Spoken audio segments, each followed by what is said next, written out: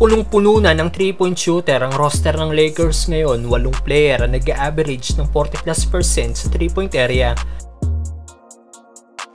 Pero bago yan, Jordan Poole, sinabing nakatikim na raw sana ng kampyonato si James Harden kung hindi raw nito nakakalaban ng Golden State Warriors. Ngayong 34 na, paubos na nga rin po ang oras ng former MVP na si James Harden na makatikim ng kampyonato bago siya magretiro. At ayon nga po sa karamihan, nakatikim na raw sana si The Beard ng championship kung hindi lang nito nakakalaban ng dynasty ng Golden State Warriors. Na maging ang former Warriors champion na si Jordan Poole ay ito ang pananaw. Ayon kay Poole, kung hindi daw nito nakabangga ang GSW noong time nito sa Rockets, sigurado magkakampyon na daw si Harden.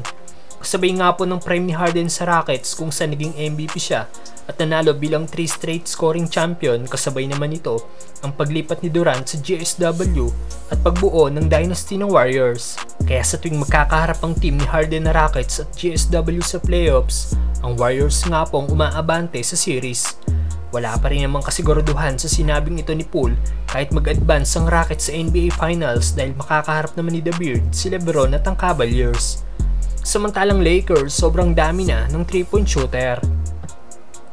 Kung bagsak nga po last season ng shooting ng Lakers sa 3-point area, kung saan nag-average lang ang team ng 31.2% sa pagtatapos ng regular season, ay looking good nga po ngayon ng Lake Show.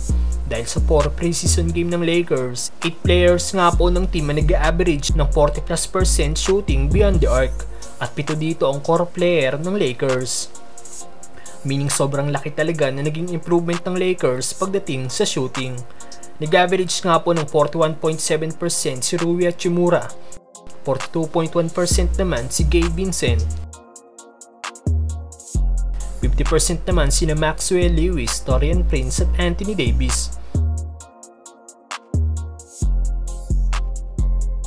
58.8% si D'Angelo Russell, 62.5% naman si Austin Reeves.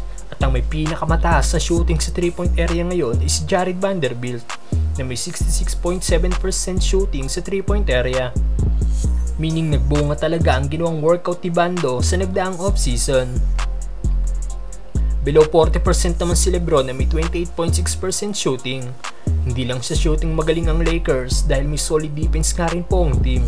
Baging sina Wood at D'Lo na defensive liability, ito na rin ang pinapalakas ngayon na nakikita natin sa kanilang mga laro.